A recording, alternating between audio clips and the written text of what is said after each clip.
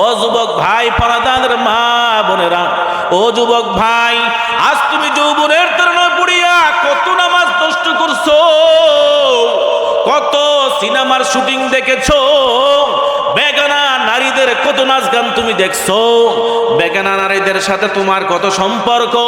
আজকে খবর নিয়ে দেখা যায় প্রত্যেকটা ঘরে ঘরে পরক্রিয়ার আগুন দাউ দাউ করে জ্বলতেছে, ঠিক কিনা জোরে বলেন। এ যুবক ভাই, আল্লাহর ভয় অন্তরে ঢুকাইয়া নাও। যদি গুনাহ নিয়ে কবরে যাও, কবর তোমার সাথে ভালো ব্যবহার করবে না। এই জন্য আল্লাহ তাআলা মানুষদেরকে, মুমিন বান্দাদেরকে বারবার তাকওয়ার বয়ান করেছেন। ও মুসলমান ইমানদারেরা, আল্লাহকে ভয় করো, আল্লাহকে ভয় করো, সাবধান সাবধান। গুনাহ নিয়ে কবরে যাইও না, গুনাহ নিয়ে কিয়ামতের ময়দানে হাসরের মাঠে দাঁড়াইও না। যদি এক জাররা গুনাহ নিয়ে কবরে যাও, কবর তোমার সাথে ভালো ব্যবহার করবে না। কারণ কবর হলো সাপ বিচ্ছুর ঘর, কবর হলো অন্ধকার ঘর। যেই কবরে কোনো আলো নাই, বাতাস নাই, বন্ধু নাই, বান্ধব নাই, ওই কবরে যদি তুমি গুনাহ নিয়ে যাও, মায়ার নবী বলেন, আল কবরু রাউযাতুম মির রিয়াজিল জান্নাহ আও হুফরাতুম মিন হুফারিন নার। এ বান্দা, যদি তুমি দুনিয়ার জমিনে থাকিয়া ভালো কর্ম করে আসো, নেক আমল নিয়ে আসো, কবরটা তোমার জন্য জান্নাতের বাগান। আর যদি তুমি গুনাহ নিয়ে কবরে যাও, ওই কবর হবে তোমার জন্য জাহান্নামের টুকরা। নাফরমান গুনাহগার বেনামাজের জন্য ওই অন্ধকার কবরে 70 থেকে 99টা পর্যন্ত বিষাক্ত সাপ ছেড়ে দেওয়া হবে। এক একটা সাপ যদি একবার ধ্বংসন করে, কমপক্ষে 70 বছর পর্যন্ত বিষের বেদনা থাকবে। এ মুসলমান ইমানদারকে আছো বুকে হাত দিয়া বলে, হুজুর, আজকে যদি আমাকে একটা কামরায় ঢুকাইয়া দরওয়াজা বন্ধ করিয়া নির্বিষ একটা সাপ আমার রুমে ছেড়ে দেওয়া হয়, আমি সারা রাত নাক টেনে ঘুমাইতে পারবো? কেউ আছেন নাকি বলেন? একটা লোক নাই, সাধারণ নির্বিষ একটা সাপ যদি ঘরে ছেড়ে দেওয়া হয়, একটা লোকও ঘুমাইতে পারবে না, টেনশন আর টেনশন। আর ওই অন্ধকার কবর একটা নয়, দুইটা নয়, 70 থেকে 99টা পর্যন্ত বিষাক্ত সাপ, বেনমাজি, সুদখোর, ঘুষখোর, নাফরমান গুনাহগারেরা কবরের মধ্যে ছেড়ে দেওয়া হবে। ওই সাপগুলা তোমাকে আমাকে ধ্বংসন করতে থাকবে। যদি বিষের বেদনা সহ্য করতে পারো, সাবধান, তুমি কবরে যাইও। আর যদি সহ্য করতে না পারো, তাহলে আল্লাহর দরবারে তওবা করিয়া কবরে যাইও, ঠিক কিনা? দিনা আমানুত্তাকুল্লাহ। ইয়া আইয়ুহাল্লাযীনা আমানুত্তাকুল্লাহা হাক্কা তুকাতিহি ওয়া লা তামুতুন্না ইল্লা ওয়া আনতুম মুসলিমুন। আল্লাহ ইমানদার বান্দাদেরকে মায়ার সুরে ডাক দিছে, ও ইমানদারেরা, ভালো করে শুনে নাও। আমি আল্লাহকে ভয় করো। কেমন ভয়? ভয় করার মতন ভয়, যেই ভয় অন্তরে ঢুকলে বান্দা জীবনে আর কোনোদিন মিথ্যা বলবে না, নামাজ ছাড়বে না, ঘুষ খাবে না, সুদ খাবে না, ঠিক কিনা বলেন? আজকে বান্দা একটু ভয় করিয়া আবার বাড়িতে গেছে, বাড়িতে যাবার পরে মনটা পরিবর্তন হয়ে গেল। এই বান্দা আবার আগামীকাল থেকে বাটপারি, সিটারি, চুরি বাটপারি শুরু করে দিল। আল্লাহ বলে, এই ভয় নয়, এই ভয় না, ভয় করার মতন ভয় করো, যেই ভয় করলে বান্দা মরণ পর্যন্ত গুনাহ থেকে তুমি বাঁচতে পারবা। আল্লাহ সাবধান করে বলে দিয়েছেন, দুনিয়ার মানুষ শুনে না,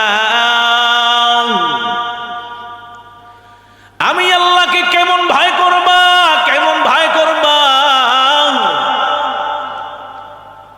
আমি আল্লাহর আযাবকে ভয় করো। দুনিয়ার জমিনে যদি ভালো কর্ম করো, তুমি বান্দা ভালো থাকবা। যদি খারাপ কর্ম করো, তাহলে তোমার কবরের আযাব, মৃত্যু, কষ্ট, কিয়ামতের ময়দানে শাস্তির ফয়সালা, জাহান্নামের আগুন নির্ধারিত, ঠিক কিনা বলেন? এই জন্য আল্লাহ পাক ইমানদারদেরকে ডাক দিয়েছেন, ও ইমানওয়ালারা, ভালো করে শুনে নাও। দুনিয়ার জমিনে আমি আল্লাহ তোমাদেরকে প্রেরণ করলাম আখিরাত কামাইয়ের জন্য, কিন্তু তোমরা দুনিয়াতে যাবার পর দুনিয়ার চাকচিক্যময় দেখিয়া, দুনিয়ার সম্পদ বাড়ি গাড়ি নারী দেখিয়া তোমরা দুনিয়ার দিকেই মুখ ফিরাইয়া, আখেরাত থেকে মুখ ফিরাইয়া দুনিয়ার দিকে তোমরা লালিত হইয়া আখেরাতকে তোমরা নিজেরাই ভুলে গেছো, ধ্বংস করে দিয়েছো। আল্লাহ বলেন আল্হাকুমুত তাকাসুর হাত্তা যুরতুমুল মাকাবির কাল্লা সাউফা তা'লামুনা সুম্মা কাল্লা সাউফা তা'লামুন কাল্লা লাউ তা'লামুনা ইলমাল ইয়াকিন লাতারাউন্নাল জাহিমা সুম্মা লাতারাউন্নাহা আইনাল ইয়াকিন। আল্লাহ বলে আমি আল্লাহ প্রেরণ করলাম দুনিয়ার জমিনে আখিরাত কামাইয়ের জন্য। এই বান্দা দুনিয়াতে যাবার পর যখন তোমার চোখ ফুটছে, যখন তোমার বুদ্ধি হয়েছে, বিবেক হয়েছে, বান্দা তুমি দুনিয়ার দিকে লালিত হইয়া, দুনিয়ার সম্পদের পিছে পড়িয়া, দুনিয়ার সন্তানের মায়ায় পড়িয়া, স্ত্রীর মহাব্বতে পড়িয়া আজ তুমি আখিরাতের কথা ভুলেই গেলে বান্দা। এজন্য আল্লাহ ইমানদারদেরকে মায়ার সুরে ডাক দিছেন, ইয়া আইয়ুহাল্লাযীনা আমানু, হে ইমানদারের দল, ইত্তাকিল্লাহ, আল্লাহকে ভয় করো। ইয়া আইয়ুহাল্লাযীনা আমানু ইত্তাকুল্লাহা হাক্কা তুকাতিহি, হে ইমানদারের দল, আল্লাহকে ভয় করো। কেমন ভয়? ভয় করার মতন ভয়। সাবধান, আল্লাহ একটা কয়াত লাগাইয়া দিলেন, ওয়ালা তামুতুন্না ইল্লা ওয়া আনতুম মুসলিমুন। দুনিয়াতে যতদিন থাকবা সাবধান, ইমানদাররা মুসলমান না হইয়া মৃত্যুবরণ করিও না। শুরুতে আল্লাহ ইমানদারদেরকে ঈমানের দাওয়াত দিলেন, ভয়ের দাওয়াত দিলেন, এরপরে আল্লাহ দাওয়াত দিলেন সাবধান, মুসলমান না হয়ে মৃত্যুবরণ করিও না। যারা ঈমান আনছে তারা মুসলমান না বেঈমান? আওয়াজ দিয়ে বলেন। এই ঈমানদারদেরকে, মুসলমানদেরকে আবার আল্লাহ কেন বললেন ওয়ালা তামুতুন্না ইল্লা ওয়া আনতুম মুসলিমুন? সাবধান, সাবধান, মুসলমান না হয়ে মৃত্যুবরণ করিও না। কারণ আল্লাহর কথায় বোঝা যায় আল্লাহ ঈমানদারদেরকে আবার মুসলমান হওয়ার দাওয়াত দিলেন কেন? মুফাসসিরুনে কেরাম জবাব দেন, ভালো করে শুনে নাও।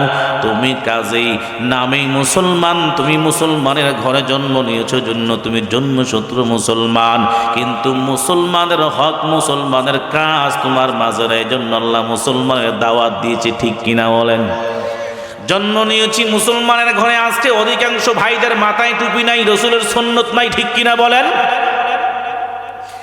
আজ এখানে হাজির হয়েছি, কাল সকাল থেকে খুঁজে মসজিদে পাওয়া যাবে না। কিছু আছে সাপ্তাহিক মুসল্লি, কিছু আছে মাসিক মুসল্লি, আবার কিছু আছে বৎসরে ঈদের দিনে দুই ঈদের নামাজ পড়ার জন্য মারামারি পারাবারি করে আসে না নাই? কিছু আছে হুজুগের মুসল্লি, কিছু আছে বৎসরে যখন ইলেকশন আছে, যখন ইলেকশন আছে, ইলেকশনের আগে মাথায় টুপি পরে, পাঞ্জাবি পরে, ঠিক কিনা বলেন? নামাজ হলো 5 ওয়াক্ত পরে 8 ওয়াক্ত। এবার খাদেম বলে, লগের পিএস বলে, হুজুর আপনি না 5 ওয়াক্ত নামাজ আল্লাহ দান করেছেন, পড়লেন তো 8 ওয়াক্ত। আসরের নামাজ 2 বার পড়লেন, কারণ কি? ওরে রে পাগল, তুই বুঝোস না, এই নামাজ আমার আসল নামাজ না, মানুষের দেখানোর জন্য নামাজ, ঠিক কিনা বলেন? এই আসরের নামাজ একবার এক জায়গায় পড়ে আসছে, এখানে যদি আবার না পড়ি তাহলে মানুষ বলবে এই নেতা নামাজ পড়ে না, এই তাকে ভোট দেওয়া যাবে না। তাহলে বোঝা গেল প্রকৃত ধর্ম ব্যবসায়ী হুজুরেরা না, প্রকৃত ধর্ম ব্যবসায়ী হলো তারা, ঠিক কিনা? এই জন্য আল্লাহ তাআলা দাওয়াত দিয়েছেন, দুনিয়ার মানুষ শুনে নাও, ওয়ালা তামুতুন্না ইল্লা ওয়া আনতুম মুসলিমুন।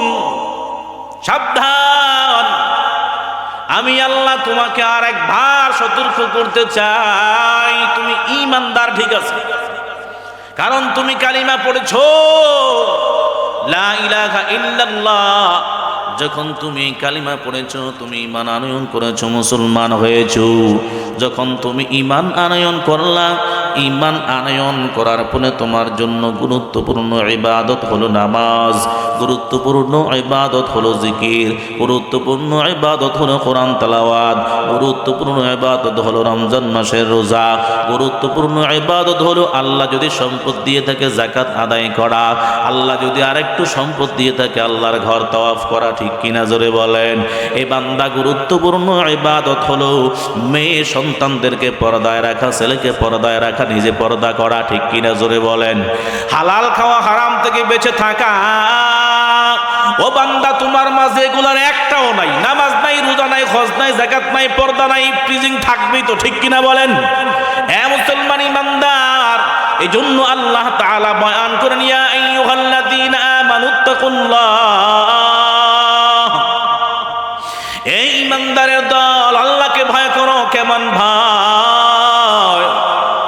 যেই ভয় করলে বান্দা জীবনে কোনোদিন আর মিথ্যাই বলতে পারে না। যেই ভয় থাকলে বান্দা সুদখোর, সুদের খাতায় নাম লেখাইছে, জীবনে আর কোনোদিন সুদ খাবে না। ঘুষখোর বান্দা এতদিন ঘুষ খাইছে, আল্লাহর ভয় অন্তরে পয়দা হয়েছে, এখন আর বান্দা ঘুষ খায় না। বেনমাজি বান্দা জীবনে কত নামাজ নষ্ট করেছো, এখন আর আল্লাহর ভয় অন্তরে পয়দা হয়ে গিয়েছে, এখন আর বান্দা নামাজ ছাড়ো না, বিবেকে পর্দায় রাখো, হারাম খাও না, হালাল পথে সব সময় চলো।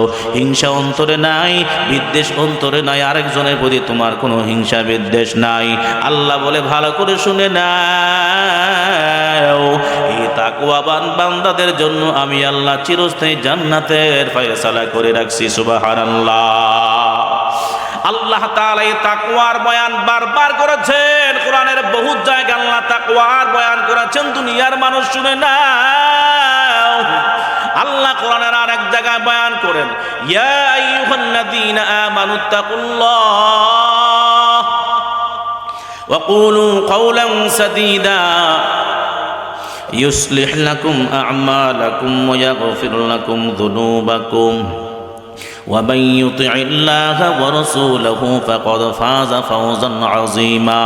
আল্লাহ বয়ান করতেছেন, ইয়া আইয়ুহাল্লাযীনা আমানুত্তাকুল্লাহ, ও ঈমানদার বান্দারা আল্লাহকে ভয় করো। ওয়া কুলু কাওলান সাদীদা, যখন তুমি কোনো কথা বলবে সাবধান, কথা মিথ্যা বলিও না, কর্কশ ভাষায় কথা বলিও না, মুখ গরম করিয়া চোখ গরম করিয়া কথা বলিও না।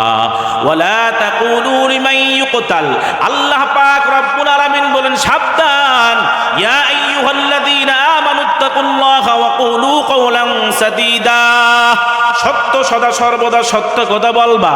এক নাম্বার হলো তাকওয়ার গুণ, দুই নাম্বার হলো জিহ্বার হেফাজতের গুণ যেই বান্দার ভিতরে থাকবে। আল্লাহ পাক রব্বুল আলামিন বলেন, যেই বান্দার ভিতরে এই গুণগুলা, দুইটা গুণ থাকবে, তাকওয়ার গুণ, সদা সত্য, সদা সর্বদা সত্য বলবে। ইয়া আইয়ুহাল্লাযীনা আমানুত্তাকুল্লাহা ওয়া কুলু কাওলান সাদীদা, আল্লাহ বলে এই দুই গুণ যাদের ভিতরে থাকবে, ইউসলিহ লাকুম আ'মালাকুম, আমি আল্লাহ তোমাদের অপরিপূর্ণ ত্রুটিযুক্ত আমলগুলাকে ত্রুটিমুক্ত করে দেব, শুধরাইয়া দেব। সুবহানাল্লাহ বলেন। আল্লাহ দায়িত্ব নিয়েছেন, এক নাম্বার গুণ যারা অর্জন করবে তাকওয়ার গুণ, দুই নাম্বার যারা সদা সর্বদা সত্য বলবে। আল্লাহ বলে ইউসলিহ লাকুম আ'মালাকুম ওয়া ইয়াগফির লাকুম যুনুবাকুম, আল্লাহ বলে তাদের আমলগুলো শুধরে দেওয়া হবে, তাদের জীবনের সব গুনাহগুলি মাফ করে দেওয়া হবে। আল্লাহু আকবার বলেন। ওয়া মান ইউতিইল্লাহা ওয়া রাসূলাহু ফাকাদ ফাযা ফাওজান আযীমা, আর বান্দা নিজের জীবন পরিচালনার ক্ষেত্রে যারা আল্লাহ এবং আল্লাহর রাসূলের অনুসরণ করবে, ইতাআত করবে, আল্লাহ বলে তারা সফল কাম হয়ে গেছে। সুবহানাল্লাহ বলেন। সফল কাম মানে আল্লাহ বলে বান্দা, যেই বান্দা তাকওয়ার গুণ অর্জন করবে, জবানের হেফাজত করবে, সদা সর্বদা সত্য কথা বলবে, আল্লাহ বলে আমি আল্লাহ তাদের ত্রুটিযুক্ত আমলগুলোকে ত্রুটিমুক্ত করে দেব, তাদের জিন্দেগির গুনাহগুলি মাফ করে দেব। যেই বান্দা নিজের জীবন পরিচালনার ক্ষেত্রে বান্দা আল্লাহ এবং আল্লাহর রাসূলের ইতাআত করবে, অনুকরণ অনুসরণ করবে, আল্লাহ বলে এই লোকগুলা সফলতার দরওয়াজায় পৌঁছে গেছে, মানে আমি আল্লাহ কিয়ামতের ময়দানে তাদেরকে সর্বোচ্চ মাকাম জান্নাত দান করব। সুবহানাল্লাহ। এ তাকওয়ার বয়ান আল্লাহ তাআলা বারবার করেছেন। যেই বান্দার ভিতরে তাকওয়ার মেডিসিন থাকবে, গুণ থাকবে, এই বান্দা কোনোদিন মিথ্যা বলতেই পারে না, কোনোদিন সুদ খাইতে পারে না। এই বান্দা কোনোদিন ঘুষ খাইতে পারে না, এই বান্দা কোনোদিন পরের হক নষ্ট করতে পারে না, ঠিক কিনা জোরে বলেন। এ তাকওয়ার গুণ যার ভিতরে আছে ওই বান্দা কোনোদিন নামাজ ছাড়তে পারে না। আমাদের সমাজে বেনামাজি কম না বেশি? সুদখোর কম না বেশি? ঘুষখোর কম না বেশি? পরের হক নষ্ট করানোওয়ালা আছে না নাই? আরেকজনের আইল ঠেলনেওয়ালা কম না বেশি? এ মুসলমান ইমানদার, আরে বোঝা গেল আল্লাহর ভয় অন্তরে অনেক কম, অনেক কম। এই জন্য আল্লাহ প্রত্যেকটা বিষয়ে বারবার এই ভয়ের কথা বয়ান বারবার করেছেন। কেমন ভয় জানো? যেই সাহাবায়ে কেরামদেরকে আমার আল্লাহ দুনিয়ার জমিনে জান্নাতের সার্টিফিকেট দিয়েছেন, এই সাহাবায়ে কেরামও আল্লাহর আযাবকে ভয় করেছেন। হযরত আবু বকর সিদ্দিক রাদিয়াল্লাহু তাআলা আনহু আল্লাহর নবীর একজন জগৎ বিখ্যাত সাহাবী। যেই সাহাবী আবু বকর মায়ার নবীর ডান পাশে শুয়ে আছেন, ওই সাহাবী আবু বকর আসরের নামাজ পড়িয়া মসজিদের বারান্দায় বসিয়া কান্না করতেন। পাখির দিকে তাকাইয়া ডাক দিতেন, ওরে পাখি, তোর কপাল বড় ভালো, কিয়ামতের ময়দানে তোর কোনো হিসাব হবে না। আমার কপাল বড় খারাপ, কিয়ামতের ময়দানে আল্লাহর আদালতে আমার বড় জবাব দেওয়া লাগবে। ওই জংলার পশুকে দেখা ডাইকা বলতো, ও জংলার পশু শোনো, তোমার কপাল বড় ভালো, কারণ কিয়ামতের ময়দানে তোমার কোনো হিসাব হবে না। কিয়ামতের কঠিন বড় ময়দান, কঠিন।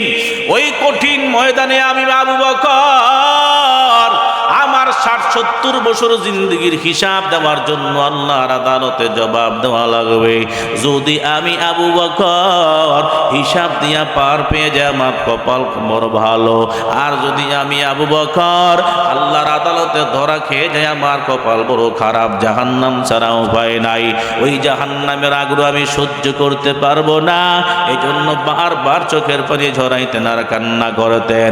একদিন আবু বকর রাদিয়াল্লাহু তাআলা আনহু কান্না করতেছেন। মায়ার নবী জিজ্ঞাসা করেন, ও আবু বকর, বলো না দেখি তুমি কেন কান্না করো?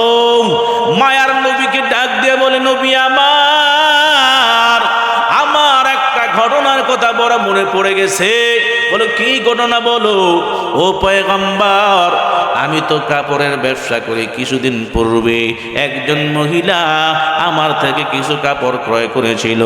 কিছুদিন আগে ওই মহিলা আমার দোকানের কাপড়গুলো আমার কাছে ফেরত দিয়ে গেছে। ও আবু বকর, এতে কান্নার কি হইল বলো? আবু বকর ডাক দিয়ে বলে, মায়ার নবী শুনেন, আল্লাহ তাআলা তো আমাদের জান মাল ক্রয় করে নিয়েছেন। আমি কান্না করি এই জন্য নবী আমার, ওই আবু বকর ওই মহিলাটা আমার কাপড় পছন্দ করে নাই, এই জন্য আমার কাপড়গুলা ফেরত দিয়ে গেছে। আমি কান্না করি এজন্য। আল্লাহ তো আমাদের জান মাল ক্রয় করে নিয়েছেন, আল্লাহ ওয়াদা করেছেন বিনিময়ে আমাদেরকে জান্নাত দান করবেন। নবী আমার, কিয়ামতের কঠিন ময়দানে আল্লাহ তাআলা যখন আমাদেরকে আমলনামা হাতে ধরাইয়া দিবেন, প্রত্যেক বান্দার আমলনামা ওজন দেওয়া হবে, প্রত্যেক বান্দার জীবনের পূর্ণাঙ্গ হিসাব নেওয়া হবে। ওই হিসাব নেওয়ার পর আল্লাহ তাআলা যদি কিয়ামতের ময়দানে, হাসরের ময়দানে যদি আমি আবু বকরকে ডাইকা বলি, ও আবু বকর শোনো,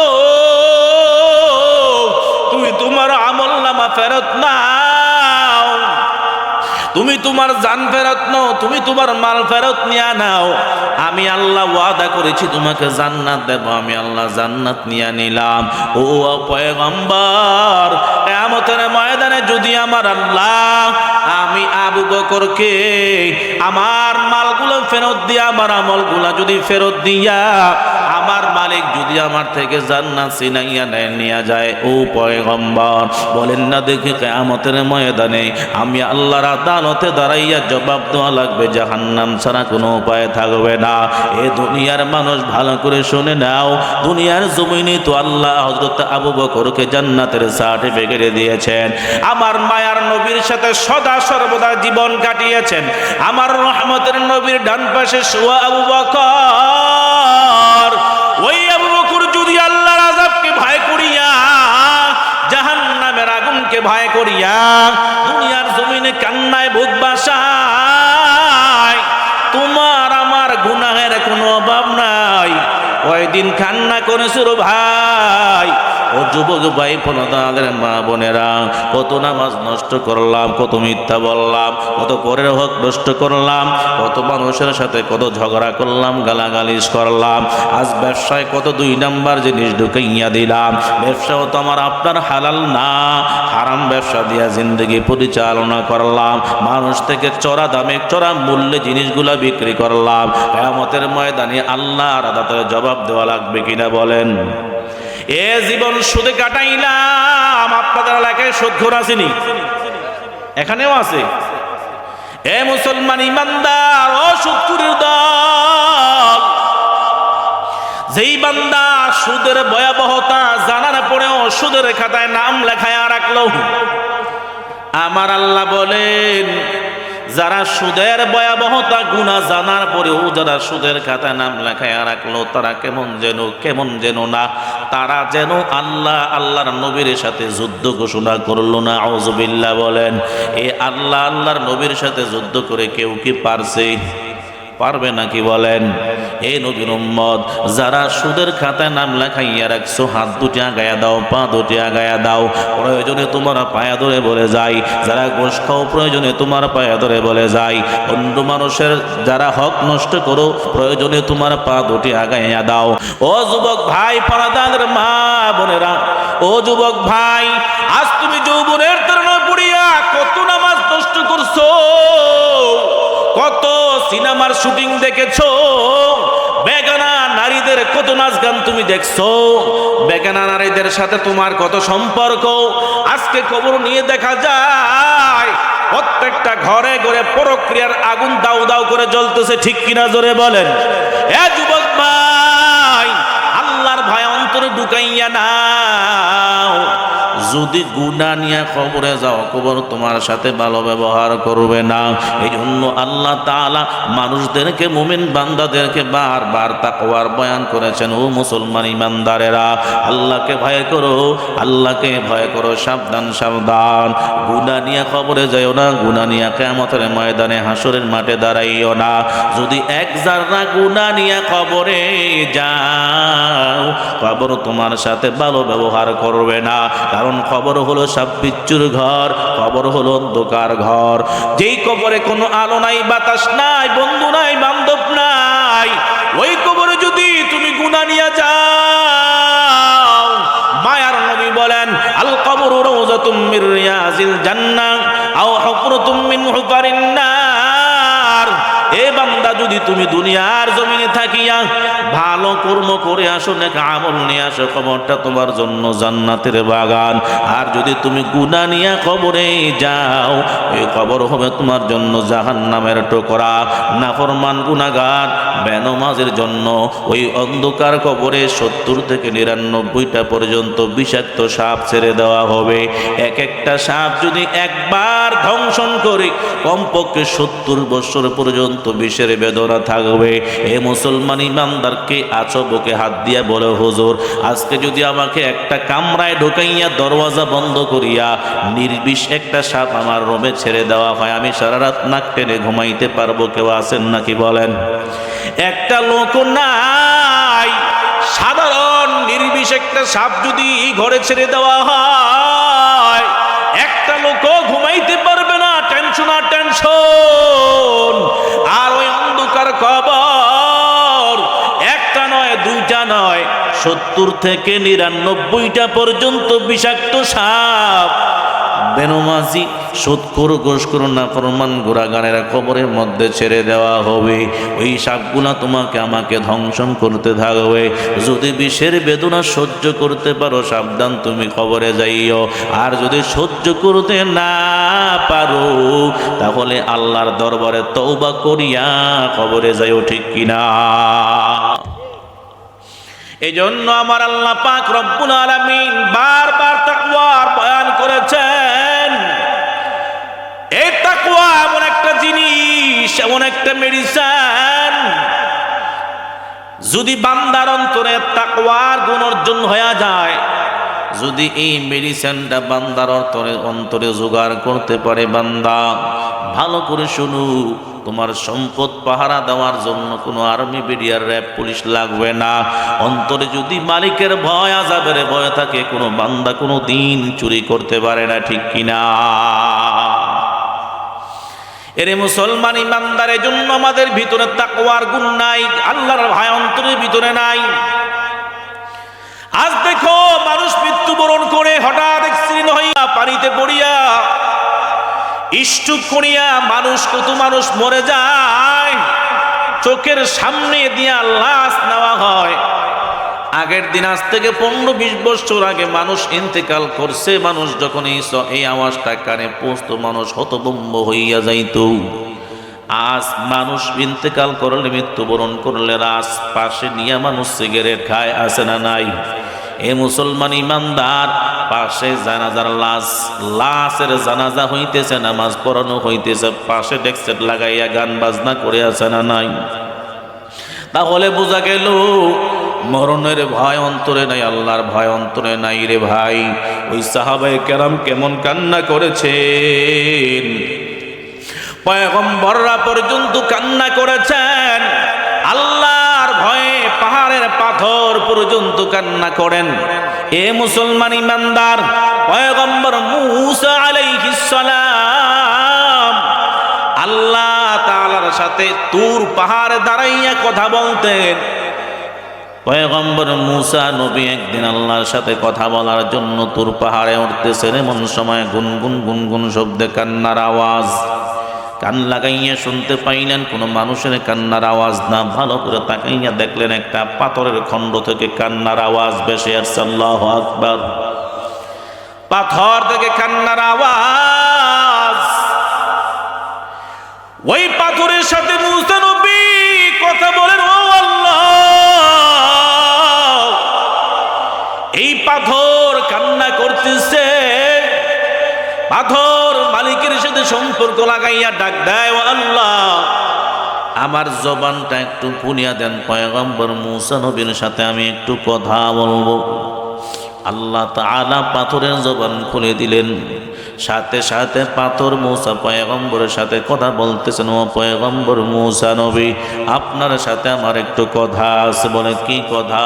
ও পয়গম্বর, আমি তো শুনেছি কিয়ামতের কঠিন ময়দানে আল্লাহ বিচার পরিচালনা করার পরে মানুষদেরকে একদলকে জান্নাত দিবেন আর একদলকে জাহান্নাম দিবেন।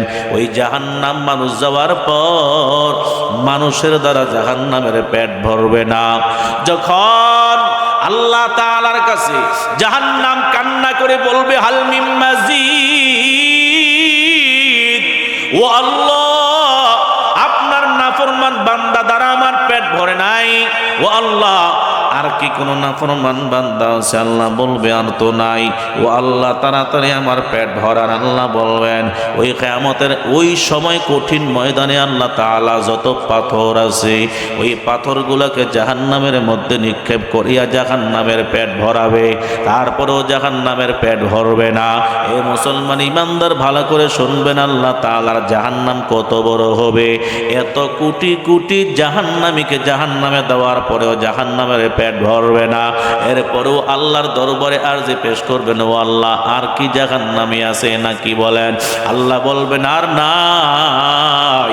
ও আল্লাহ, আমার খিদা মিটে নাই, তাড়াতাড়ি পেট ভরান। আল্লাহ তাআলা পাথর দিয়া জাহান্নামকে ভরপুর করবেন, তারপরেও তার পেট ভরবে না। এরপরেও ডাক দিবেন, আল্লাহ, আর কি আছে জাহান্নামী? আমার পেট ভরে নাই। আল্লাহ তাআলা শেষ মুহূর্তে মায়ার আল্লাহ তাআলার কুদরতি বাম পাটা জাহান্নামের ভিতরে ঢুকাইয়া দিবেন। এর মুসলমান ইমানদার, ওই আল্লাহর আযাবের ভয় নিয়ে পাথর পর্যন্ত কান্না করে। আর মূসা পয়গম্বরকে বলে, মালিক আমার, ও মূসা পয়গম্বর শুনেন, আমি শুনেছি কিয়ামতের ময়দানে হাসরের মাঠে আল্লাহ তাআলা পাথরদেরকে জাহান্নামে নিক্ষেপ করবেন। ও পয়গম্বর, আমি কান্না করি না জানি আমাকেও জাহান্নামের আগুনে ফেলে দেওয়া হয়, আমি পাথরকে জাহান্নামের আগুন সহ্য করতে পারবো নি। ও পয়গম্বর, আপনি তো মালিকের সাথে দৈনন্দিন আল্লাহর সাথে তোর পাহাড়ে দাঁড়াইয়া কথা বলেন। আপনার কাছে আমার একটা দরখাস্ত, আজকে যদি আপনি আল্লাহর সাথে কথা বলেন আমার জন্য একটু সুপারিশ করবেন, যাতে কিয়ামতের ময়দানে হাসরের মাঠে আল্লাহ যেন আমাকে জাহান্নামী না বানাইয়া দেয়, জাহান্নামের খোরাক আমাকে না বানায়। পয়গম্বর মুসা আলাইহিস সালাতু ওয়াস সালাম তোর পাহাড়ে উঠে আল্লাহর সাথে কথা বলার পরে ডাক দিয়ে বলে, মালিক আমার একটা পাথর এমন কান্না, জাহান্নামের ভয়ে পাথর পর্যন্ত কান্না করে। মালিক, আমি পয়গম্বরের কাছে আরজি পেশ করেছি আপনার কাছে যেন সুপারিশ করি, হাসরের ময়দানে যখন এক দলকে জাহান্নাম দিবেন আরেক দলকে জান্নাত দিবেন, জাহান্নামীদের পাইয়া জাহান্নামের পেট ভরবে না, এরপরে আপনি পাথর দিয়া জাহান্নামের পেট ভরাইবেন। ও আমার আল্লাহ, আমি শুনলাম আপনি যখন পাথর দিয়া জাহান্নামের পেট ভরাবেন, ওই পাথরটাই কথাটা শুনিয়া কান্না করতেছে, জাহান্নামের আগুন সহ্য করতে পারবে না। ও আল্লাহ, আমি আপনার কাছে সুপারিশ করলাম, এই পাথরটা, যেই পাথরটা আপনার ভয়ে জাহান্নামের ভয়ে কান্না করে পাথর থেকে চোখের পানি ঝরে পাথর থেকে, ও আল্লাহ এই পাথরকে আপনি জাহান্নামের আগুনে জ্বালাইন না। আল্লাহ বলে, পয়গম্বর মুসা সংবাদটা পৌঁছাইয়া দিও, শোনাইয়া দিও, যেই পাথর আমি আল্লাহর আযাবের ভয়ে জাহান্নামের ভয়ে কান্না করে চোখের পানি ঝরায়, আমি আল্লাহ পাথরকে হাসরের ময়দানে জাহান্নামী বানাবো না, জাহান্নামের ইন্ধন টুকরা বানাবো না, আমি জাহান্নামের খাবার বানাবো না।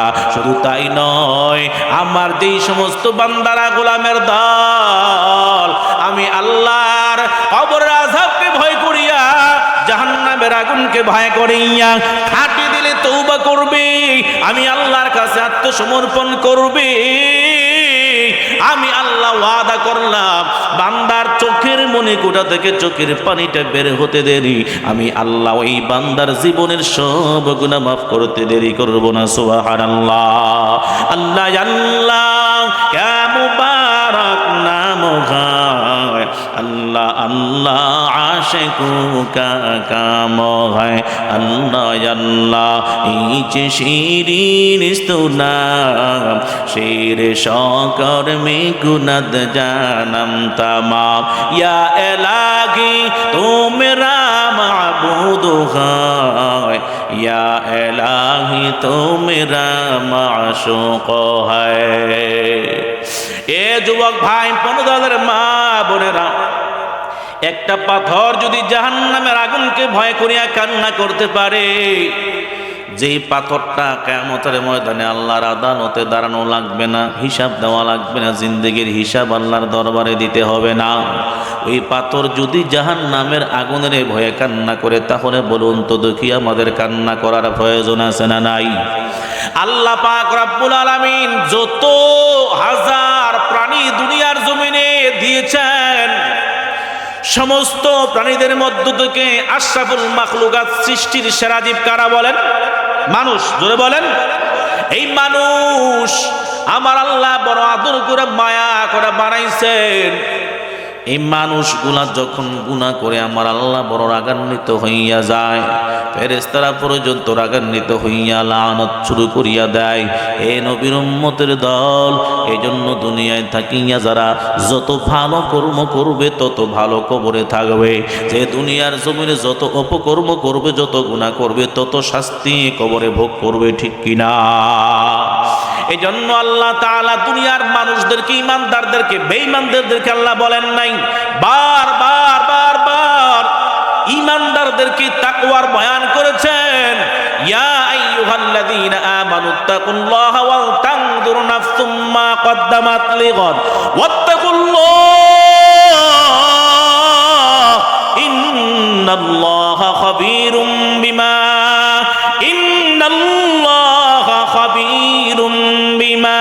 তা'মালুন।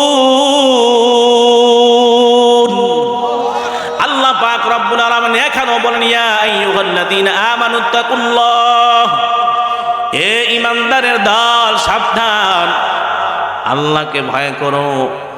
মুফাসসিরিন কেরাম ব্যাখ্যা করেন, আল্লাহকে ভয় করো মানে আল্লাহর আযাবকে ভয় করো।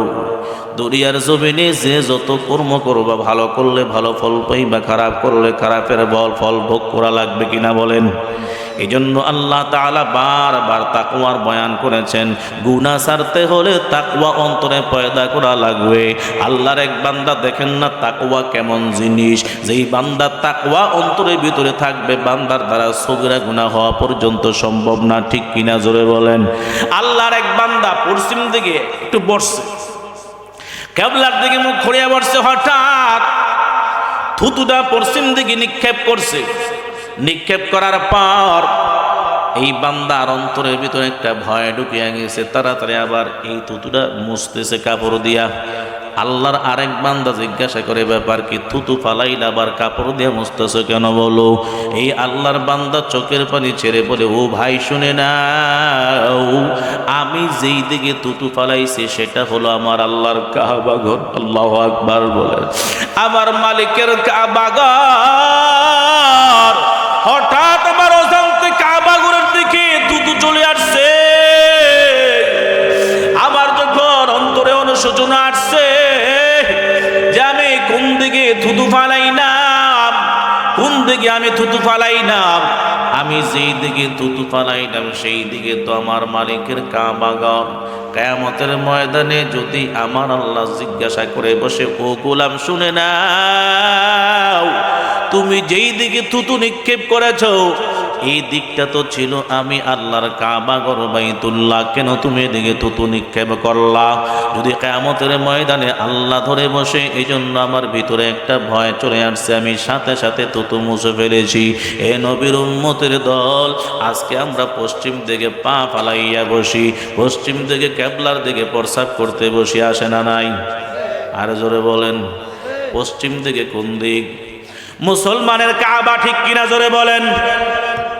ওই পশ্চিম দিকে হইয়া আমরা নামাজে দাঁড়াই, আল্লাহর কুদরতি বে সেজদা দেই। ওই হাজী ভাইরা দৌড়ে যায় আল্লাহর ঘর তওয়াফ করার জন্য। যদি আল্লাহর ভয় অন্তরে থাকে যুবক ভাই, যখন তুমি প্রস্রাব করতে দাঁড়াইছো, যদি তোমার অন্তরে আল্লাহর ভয় থাকে, যদি আমি দাঁড়াইয়া প্রস্রাব করি, দুনিয়ার মানুষ না দেখলো আল্লাহ দেখে কিনা বলেন? আল্লাহ দেখে কিনা? যুবক ভাইদের ভিতরে দাঁড়াইয়া প্রস্রাব করানোওয়ালা কম না বেশি? আরো জোরে বলেন। যেখানে সুযোগ পায় সেখানে দাঁড়াইয়া যায়, কথা ঠিক কিনা বলেন? এ যুবক ভাই পায়ে ধরে বলে যাই, এটা হলো পশ্চিম দিক, দাঁড়াইয়া তো নিষেধ, কবিরা গুনাহ। পশ্চিম দিকে প্রস্রাব করা আরো কবিরা গুনাহ। তুমি যখন পশ্চিম দিকে কিবলার দিকে হইয়া প্রস্রাব করবা, 1 নাম্বার গুনাহ। যদি দাঁড়াইয়া করো 2 নাম্বার গুনাহ। 3 নাম্বার গুনাহ হবে যদি পশ্চিম দিকে, আবার যদি কিবলা দিকে পিঠ করিয়া প্রস্রাব করো, তাহলে বোঝা গেল হাদিসে নিষেধ আছে পশ্চিম দিকে প্রস্রাব করা যাবে না, থুতু পর্যন্ত ফালানো যাবে না। হাদিসে আসছে পা পর্যন্ত পশ্চিম দিকে ফেলানো যাবে না। অসুস্থ বিমারি বান্দা যদি নামাজ পড়ার জন্য সে বসতে পারে না, দাঁড়ায় নামাজ পড়তে পারে না, পা পশ্চিম দিকে কিবলার দিক করিয়া নামাজের সময় নামাজ পড়বে, এই পর্যন্ত ছাড় আছে। এর বাকি সারা অন্য সময় বান্দা কিবলার দিকে পা সরাইয়া বসতে পারবে না। আল্লাহর ভয় জন্য অন্তরে পয়দা করো। আল্লাহর ভয় যদি তোমার অন্তরে থাকে, পশ্চিম দিকে থুতু ফালানো পর্যন্ত সম্ভব না, ঠিক কিনা জোরে বলেন। হে মুসলমান ইমানদার, আজ একটা শিক্ষা নিয়ে আমরা যাব, কোনোদিন পশ্চিম দিকে কিবলার দিকে আমরা পা ফালাইয়া বসবো না। জীবনে কোনোদিন পশ্চিম দিকে হইয়া প্রস্রাব করব না, কিবলার দিকে পিঠ করিও প্রস্রাব করতে বসবো না। রাজি আছি ইনশাআল্লাহ? এই আল্লাহর ভয় অন্তরে পয়দা করি না। যদি মালিকের ভয় অন্তরে থাকে বান্দা, তোমার দ্বারা সগীরা গুনাহ হওয়া পর্যন্ত সম্ভব হবে না। আল্লাহর ভয় অন্তরে থাকলে বান্দা 2 নাম্বার বিচার করতে পারবে না, ঠিক কিনা বলেন? আল্লাহর ভয় অন্তরে থাকলে মানুষ মানুষের উপর জুলুম অত্যাচার করতে পারবে না। আল্লাহ পাক রব্বুল আলামিন বলেন, মায়ার নবী আমার, আপনি শুনাইয়া দেন, যাদের ভিতরে তাকওয়ার গুণ থাকবে, আমি আল্লাহর ভয় থাকবে, আমি আল্লাহর ভয় নিয়ে হাসরের ময়দানে দাঁড়াবে, আমি আল্লাহ ওয়াদা করলাম যাদের দিলের ভিতরে আমি আল্লাহর আযাবের ভয় থাকবে, আযাবের ভয় নিয়ে সবসময় চলবে, গুনাহ থেকে বান্দা বেঁচে থাকবে, তার জন্য আমি আল্লাহ আলা তবকার জান্নাতের ফয়সালা করে রাখছি। সুবহানাল্লাহ। এ দুনিয়ার মানুষ, দুনিয়ার বিচারকরা ভালো করে শুনে নাও, কবরের আযাব বড় কঠিন আযাব, হাসরের ময়দান বড় কঠিন ময়দান। আল্লাহ পাক রব্বুল আলামিন তাকওয়ার গুণ বয়ান করেছেন, মুত্তাকিনদের গুণ বয়ান করেছেন সূরা বাকারার ভিতরে। এক নাম্বার গুণ আল্লাহ বয়ান করেছেন আল্লাযীনা ইউমিনুনা বিল গায়ব, যারা আল্লাহকে না দেখে বিশ্বাস করবে, জান্নাত জাহান্নাম বান্দা দেখে নাই, না দেখে বিশ্বাস করবে, বান্দাটা মুত্তাকি। দুই নাম্বার গুণ হলো ইউকিমুনাস সালাহ, বান্দা নামাজ প্রতিষ্ঠা করবে, নামাজের হক আদায় করে নামাজ পড়বে, সহিহ শুদ্ধ তরিকায় বান্দা নামাজ পড়বে।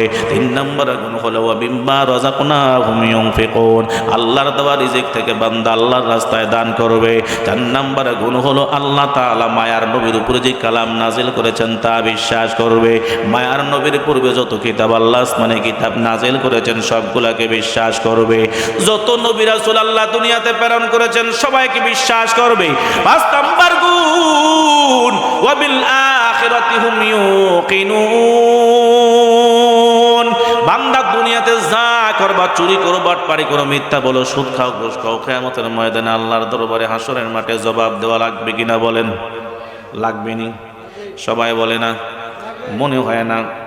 হাসরের ময়দান আছে, মরার পরে কবর আছে, কবর আছে, জোরে বলে না আছে। কবর থেকে আবার আমাদেরকে হিসাবের জন্য দাঁড় করাবে, হাসরের ময়দান আছে। আল্লাহ পাক রব্বুল আলামিন এটাই বয়ান করেন, মিনহা খালাকনাকুম ওয়া ফিহা নুঈদুকুম ওয়া মিনহা নুখরিজুকুম তারাতান উখরা।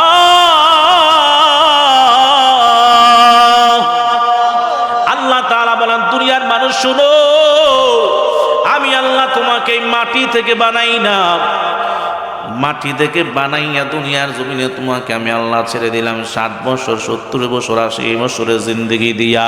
যখন তোমার 60-70 বছর, 80 বছরের জিন্দগির হিসাব শেষ হইয়া যাবে, পরিসমাপ্তি ঘটিয়া যাবে, আবার তোমাকে আমি আল্লাহ মাটিতে ফিরাইয়া আনবো, কবরে আনবো।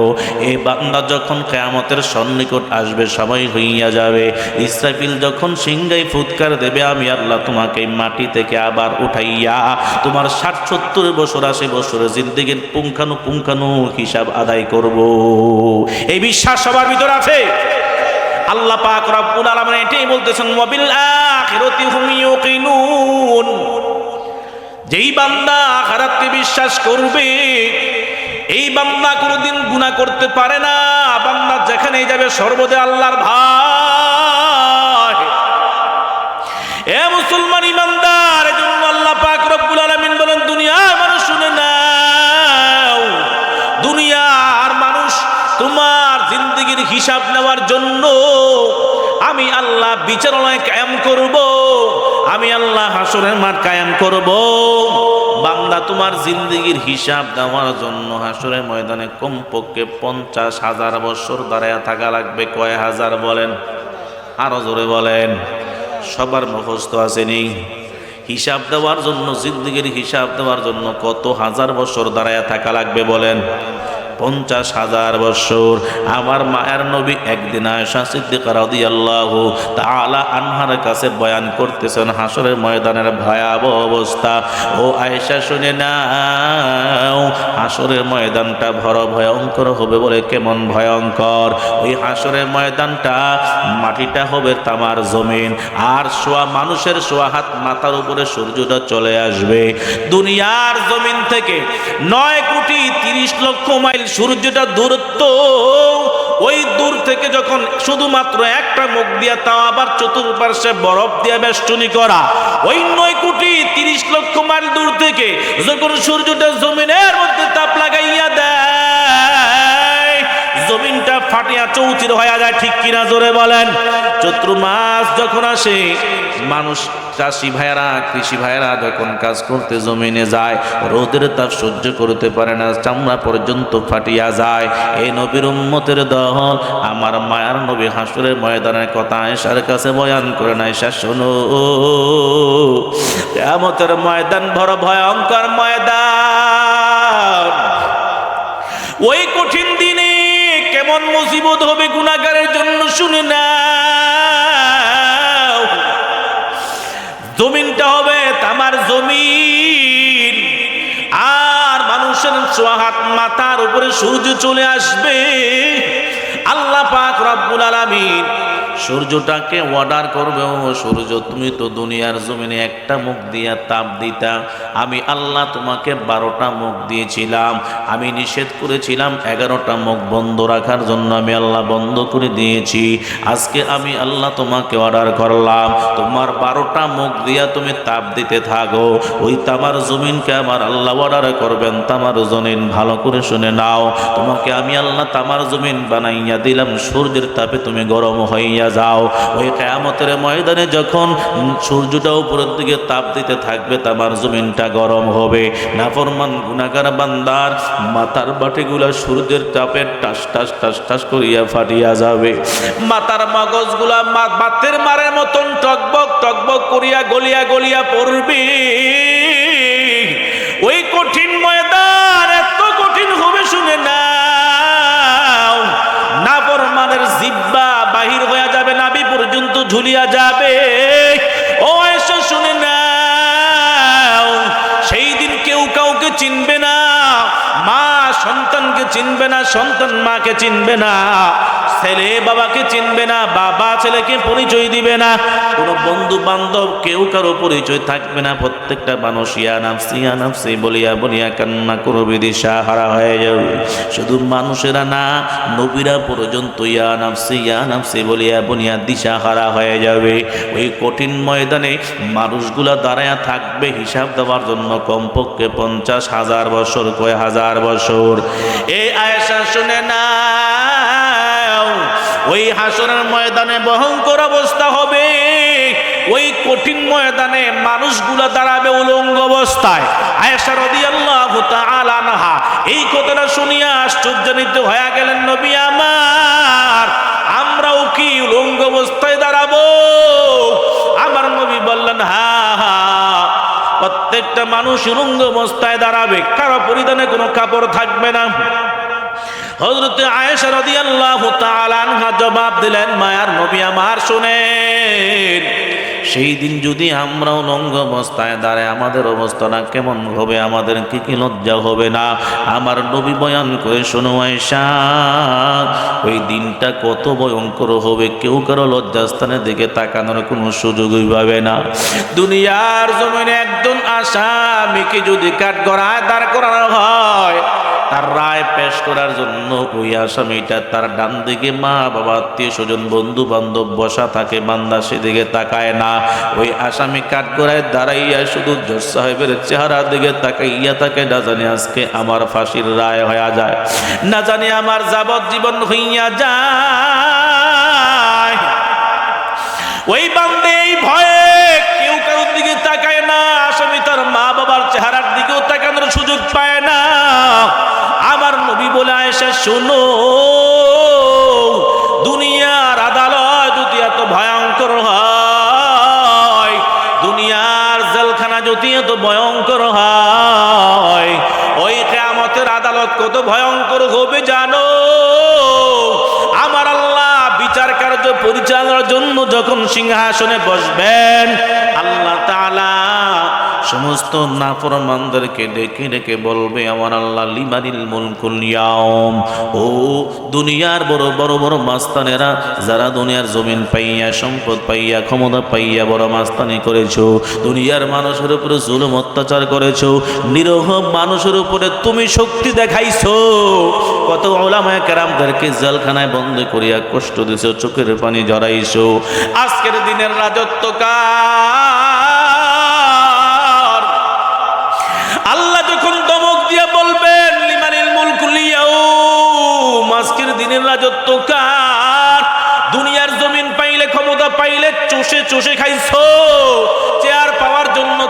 মানুষের রক্ত জড়াইছো, হুলি খেলছো। আজকে এই দিনের রাজত্ব কোনো মাস্তানেরা, কোনো লিডাররা, কোনো নেতারা, নেত্রীরা পর্যন্ত জবাব দিবে না। প্রত্যেকটা মানুষ মাথা নিচের দিকে দিয়া দাঁড়ায়া থাকবে, কেউ জবাব দেবে না। কিছুক্ষণ পরে আমার আল্লাহ নিজেই জবাব দিবেন। লিল্লাহিল ওয়াহিদিল কাহ্হার, একমাত্র রাগান্বিত এক আল্লাহর রাজত্ব আজকে। এই রাজত্বে কারো মাস্তানি চলবে না, ঠিক কিনা? আল্লাহ পাক রব্বুল আলামিন এই কুরসিতে বসিয়া যখন ডাক দিবেন, আল্লাহ তাআলা একটা ভয়ঙ্কর ডাক দিবেন। ওয়ামতাজুল ইয়াউমা আইয়ুহাল মুজরিমুন, ও নাফরমানেরা, গুনাহগারেরা, ও সুদখোরের দল, ও ঘুষখোরের দল, বেনামাজির দল, দুনিয়াতে নামাজ পড়ো না, আমি আল্লাহ খাওয়াইছি। দুনিয়াতে সুদের খাতায় নাম লেখাইছো, তাও আমি আল্লাহ খাওয়াইছি। দুনিয়ার জমিনে আমি আল্লাহ তোর জন্য আলোর ব্যবস্থা করেছি। জিন্দেগিতে কোনোদিন মসজিদে যাও নাই, তারপর আমি আল্লাহ তোমার জন্য খাবার বরাদ্দ করেছি। এ গুনাহগার, বেনামাজ, সুদখোরের দল, এ কাফের মুশরিক বেঈমানের দল, দুনিয়াতে আমি আল্লাহ তোর জন্য সূর্যের আলোর ব্যবস্থা করলাম, তোর জন্য রাতের বেলা চন্দ্রের আলোর ব্যবস্থা করলাম, তোর জন্য আমি আল্লাহ হাজার রকমের নাজ নেয়ামতের ব্যবস্থা করলাম, তারপরও তুই আমি আল্লাহকে চিনস নাই। আজকে এই হাসরের ময়দান, এই ময়দানে তোর মতন নাফরমানের, আমার ইমানদারের সাথে জায়গা নাই। ওয়ামতাজুল ইয়াউমা আইয়ুহাল মুজরিমুন, ও নাফরমানের দলেরা, গুনাহগারের দলেরা, জাহান্নামীর দলেরা, তোরা আমার ইমানদার বান্দাদের কাতার থেকে আলাদা হয়ে যা, আলাদা হইয়া যা। যখন আমার মাওলাই ভয়ঙ্কর ডাক দিবেন, প্রত্যেকটা গুনাহগারের অন্তরের ভিতরে ভূমিকম্প আরম্ভ হইয়া যাবে।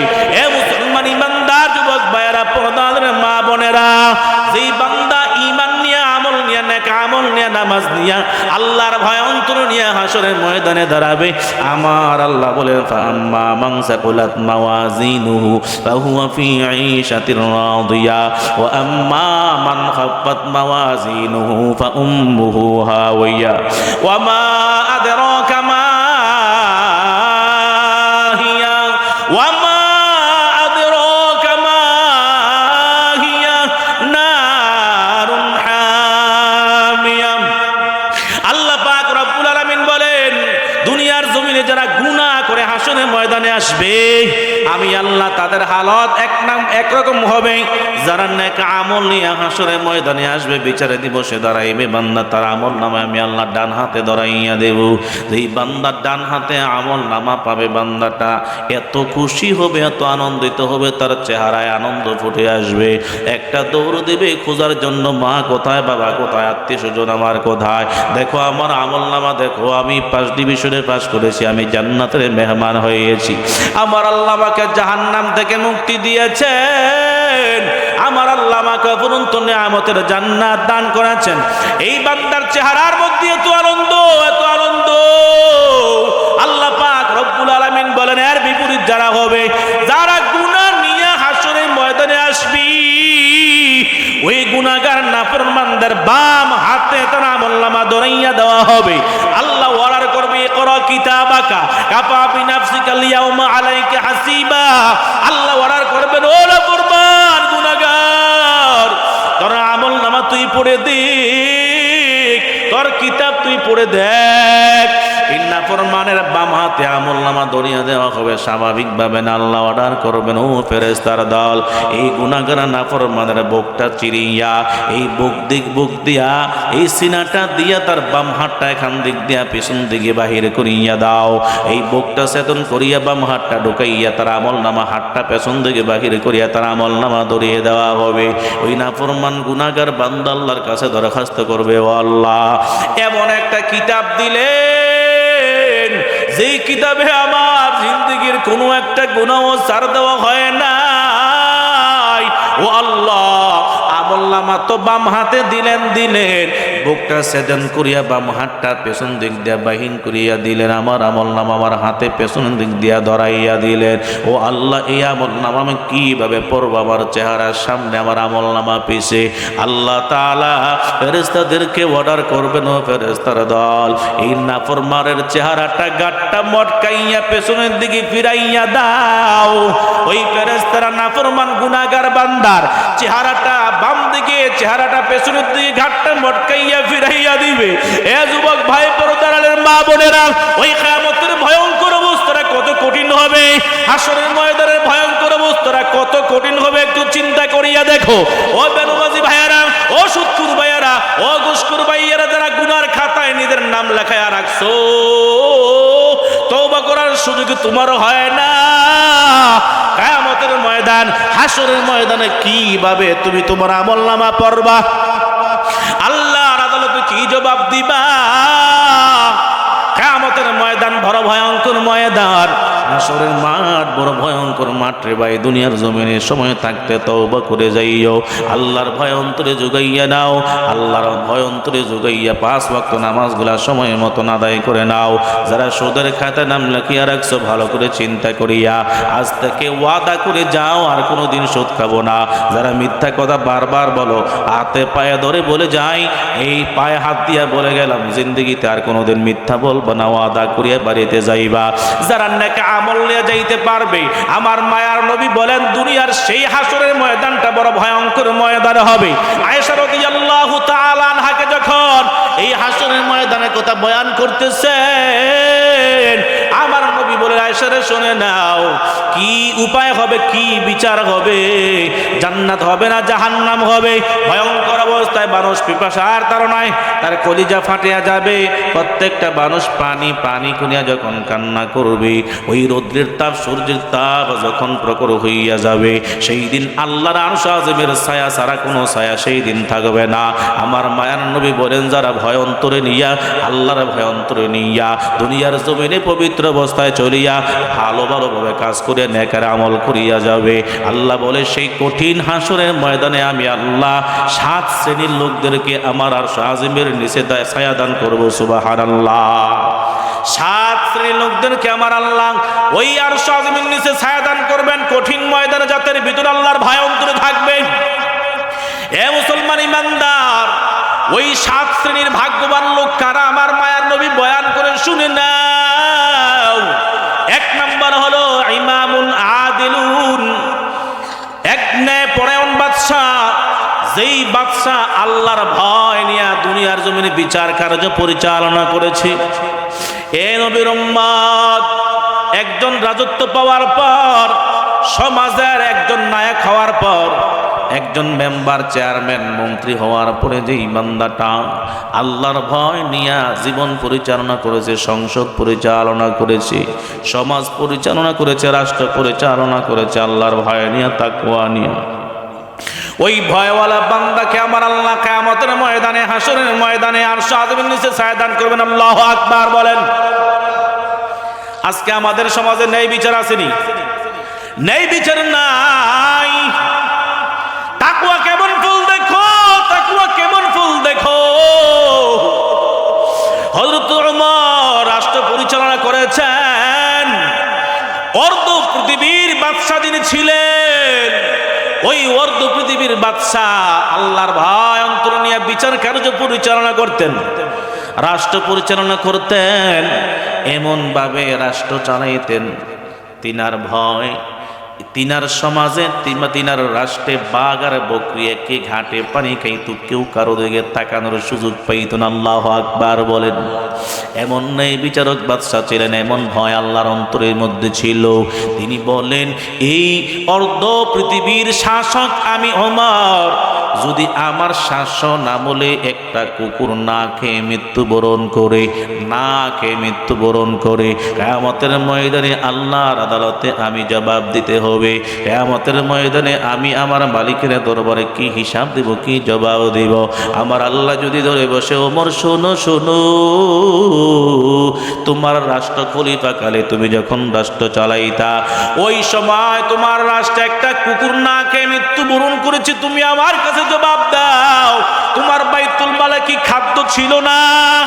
এই ভয় হযরত ওমর রাতের গভীর রজনীতে মানুষ যখন ঘুমাইয়া যাইতো, তিনি একা একা ঘুরতেন একা একা প্রজাদের খবর নিতেন। কোন প্রজা কি কষ্টে আছে, কি কি হালতে আছে, কে কেমন আছে খবর নিতেন।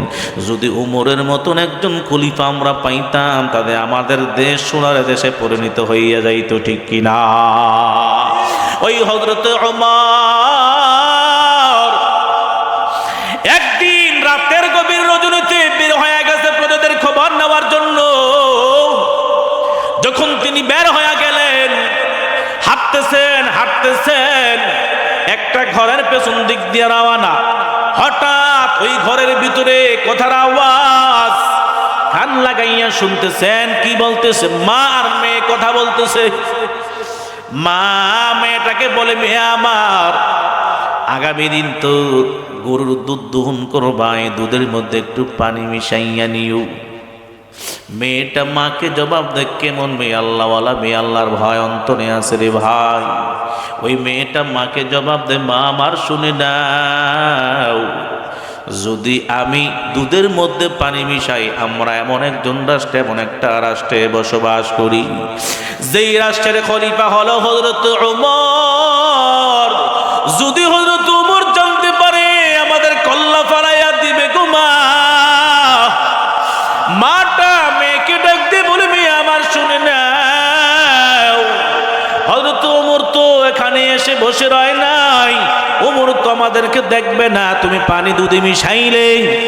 মেয়েটা আবার ডাক দেয়, মা আমার শোনো, হযরত ওমর দুধের মধ্যে পানি মিশাইলে যদি না দেখে, হযরত ওমর দেখবে না, কিন্তু আমার আল্লাহ ঠিকই দেখবে, ঠিক কিনা? মা কিয়ামতের ময়দানে আল্লাহ যদি ধরে বসে, আমি কি জবাব দেব? এই কথাটা হযরত ওমরের কানে পৌঁছে গেল। আল্লাহু আকবার! এ মুসলমান ইমানদার, মেয়েটা যখন বলল হযরত ওমর দেখে না, কিন্তু আমার আল্লাহ দেখেন, কিয়ামতের ময়দানে আমার আল্লাহর আদালতে জবাব দেওয়া লাগবে কিনা, জোরে বলেন। আল্লাহর আদালতে জবাব দেওয়া লাগবে। হযরত ওমরের কানে যখন এই কথার আওয়াজটা পৌঁছলো, হযরত ওমর চলে গেলেন। পরের দিন খবর পাঠাইলেন, ওই এলাকার মেয়ে এবং মাকে আমার দরবারে হাজির করে আনো। মা মেয়েকে হাজির করা হইল রাজ দরবারে। এই মা এবং মেয়ে উভয়জনে থর করে কাঁপা আরম্ভ করলো। এই ব্যাপার না জানে আজকে আমাদের কল্লা ওমর উড়াইয়া দেয়, এই ভয়ে আতঙ্কিত হইয়া রইল। হযরত ওমর পরিচয় দিয়া বলে, ভয়ের কারণ নাই, আমি তোমাদেরকে এখানে মারার জন্য আনি নাই। যেই মেয়েটার ভিতরে তাকওয়া, যেই মেয়েটার ভিতরে আল্লাহর ভয়, আমি আমার সন্তানের জন্য, আমি আমার ছেলের জন্য অনেকদিন যাবত এমন একটা তাকওয়াবান আল্লাহওয়ালা মেয়ে খুঁজছিলাম, আমার আল্লাহ মিলিয়ে দিয়েছেন। ও হুজুর, তাড়াতাড়ি ব্যবস্থা করে নাও। যেই মেয়েটার ভিতরে আল্লাহর ভয় আছে, এই মেয়েটার জন্য আমার ছেলের সাথে বিবাহের ব্যবস্থা করিয়া দাও। এ নবীর উম্মত মুসলমান ইমানদার, আল্লাহর ভয় থাকলে আল্লাহ তাআলা দুনিয়াতেও সম্মান দান করে, আখিরাতেও সম্মান দান করবে। আল্লাহ পাক রব্বুল আলামিন বলেন, নবী আমার শুনাইয়া দেন, যেই দিন আমার আরশ ছাড়া আর কোনো আরশ থাকবে না, আমি আল্লাহর আরশের ছায়া ছাড়ার কোনো ছায়া থাকবে না।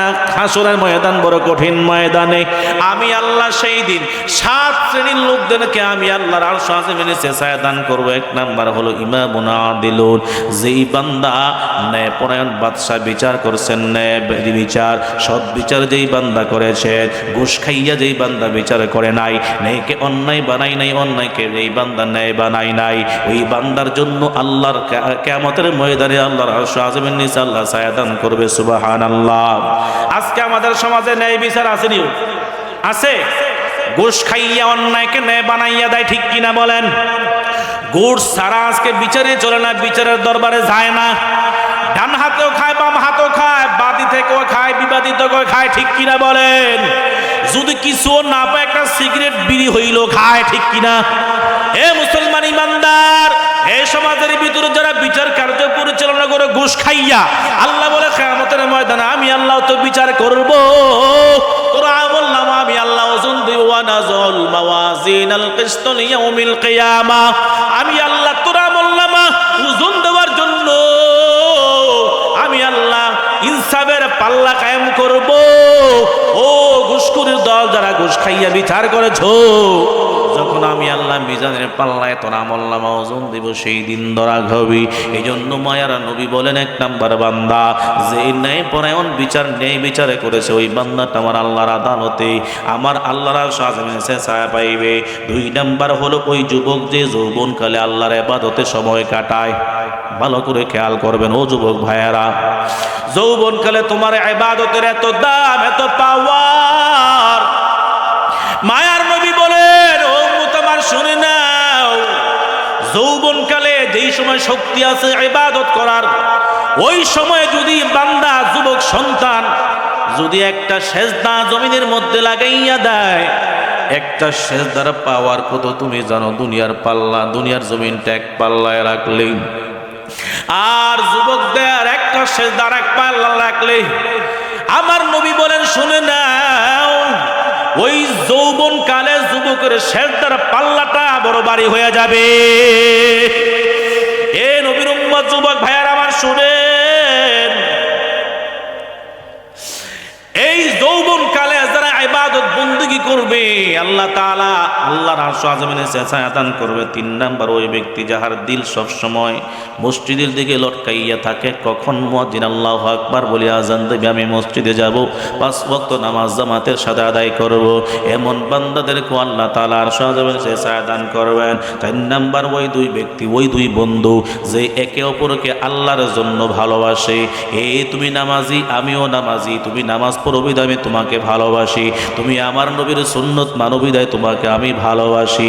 আবার যখন তারা পৃথক হইয়া যাবে, বেনমাজের সাথে কোনো বন্ধুত্ব আমাদের নাই, সুদখোরের সাথে আমাদের কোনো বন্ধুত্ব নাই, ঘুষখোরের সাথে আমরা কোনো বন্ধুত্ব করতে চাই না, ঠিক কিনা জোরে বলেন। আবার যখন এই দুই বন্ধু দুজন পৃথক হইয়া যায় আল্লাহর জন্য, আল্লাহ বলে যেই ব্যক্তি যেই বন্ধু একে অপরের সাথে বন্ধুত্ব স্থাপন করবে আমি আল্লাহর জন্য, কিয়ামতের ময়দানে ওই দুই বন্ধুকেও আমি আল্লাহর সাজমিনে ছায়া দান করব। আল্লাহু আকবার বলেন। 4 নাম্বার মায়া, 5 নাম্বার মায়ার নবী বলেন, ওই যুবক যেই যুবক অন্তরের ভিতরে সদা সর্বদা আল্লাহর ভয় নিয়ে চলছে, মাঝে মধ্যে যখন সময় আসছে গুনাহ করার, সুন্দরী রমণী, বংশীয় সুন্দরী রমণী তাকে গুনার দিকে ডাকছে, জিনার দিকে ডাকছে, আর ওই যুবকটা দাইকা বলছে, বোন আমার ভালো করে শুনে নাও, তুমি আমাকে গুনার দিকে ডাকো, জিনার দিকে ডাকো, কিন্তু আমি আমার আল্লাহকে ভয় করি। কিয়ামতের ময়দানে আমার আল্লাহর আদালতে আমার জবাব দেওয়া লাগবে, আমি ভয় করিয়া তোমার সাথে জিনা লিপ্ত হইতে পারবো না। এই যুবকের জন্য আমার আল্লাহ বলে, যেই যুবকটা তাকে সুন্দরী রমণীরা ডাকছে গুনার কাজে লিপ্ত হওয়ার জন্য, বান্দা গুনার কাজে লিপ্ত হয় না, আমি আল্লাহকে ভয় করিয়া ওই যুবকটাকেও আমি আল্লাহ আমার আরশ আযমিনে ছায়া দান করব। সুবহানাল্লাহ। আল্লাহর নবী বলেন 6 নম্বরে ওই ব্যক্তি, যেই ব্যক্তিটা ওই ব্যক্তিটা আল্লাহর আরশ আযমিনে ছায়া পাইবে, যেই ব্যক্তিটা এক হাতে দান করেছে তার আরেক হাত টের পায় নাই। আল্লাহু আকবার বলেন। এমন গোপন ভাবে দান করেছে, দুনিয়ার মানুষ টের পায় নাই, মারহাবার জন্য দান করে নাই, মারহাবা নারে তাকবীর পাওয়ার জন্য দান করে নাই, দুনিয়ার মানুষকে দেখানোর জন্য দান করে নাই, গোপনে আল্লাহর রাস্তায় বান্দা দান করেছে। আল্লাহ তাআলা বলেন, নবী আমার শুনাইয়া দেন, এমন গোপনে দানকারী ব্যক্তিকেও আমি আল্লাহ আমার আরশে আযিমের নিচে ছায়া দান করব। সুবহানাল্লাহ। 7 নাম্বার ওই ব্যক্তিকে আমার আল্লাহ আরশে আযিমের নিচে ছায়া দান করবেন, যেই ব্যক্তিটা দুনিয়ার মানুষ ঘুমাইয়া গেলে এই বান্দা ঘুমায় না, তাতাজাফা জুনুবুহুম আনিল মাদাজি' ওয়া ইয়াতাফাক্কারুনা ফি খালকিস সামাওয়াতি ওয়াল আরদ রব্বানা মা খালাকতা হাদা বাতিলা, রব্বানা মা খালাকতা হাদা বাতিলা সুবহানাক সুবহানাকা ফাকিনা আযাবান নার।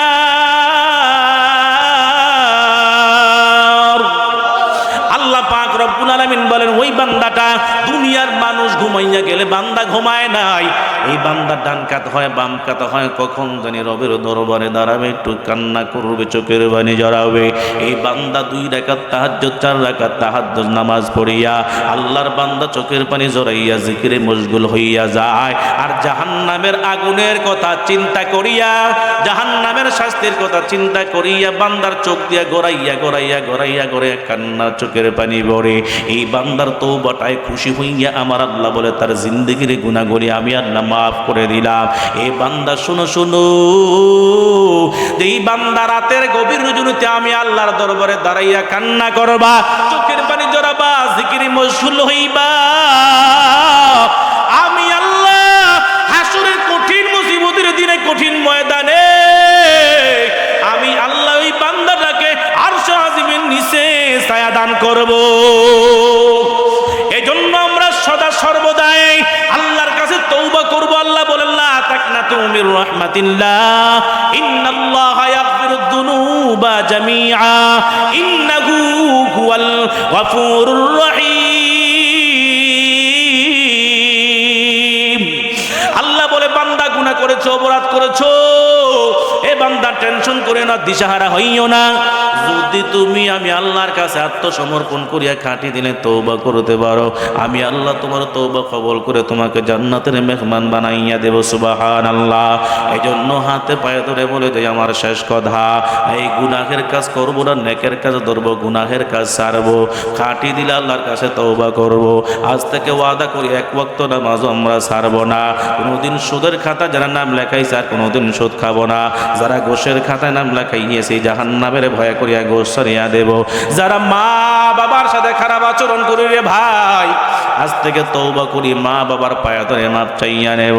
ওলামায়ে কেরামদের সাথে বেয়াদবি করব না। আমার নবীর তরিকায় সুন্নতুল ইবাদত সব সময় রাখবো। এই সুন্নত এবং আল্লাহর ইতাআত, নবীর ইতাআতের মাধ্যমে জীবন পরিচালনা করব। অন্তরে যদি কোনো নিফাকি না থাকে, 2 হাত উঠাইয়া আমার আল্লাহকে দেখাইয়া দাও।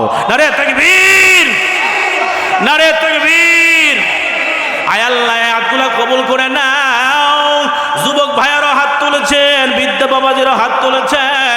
এই ভরা মজলিসে যার হাতটা পছন্দ হয় আল্লাহ এই হাতগুলো রসুল করে আমাদের সকলের হাত কবুল করেন। সকলে বলি আমিন। আল্লাহ আমাদেরকে আমল করা তাও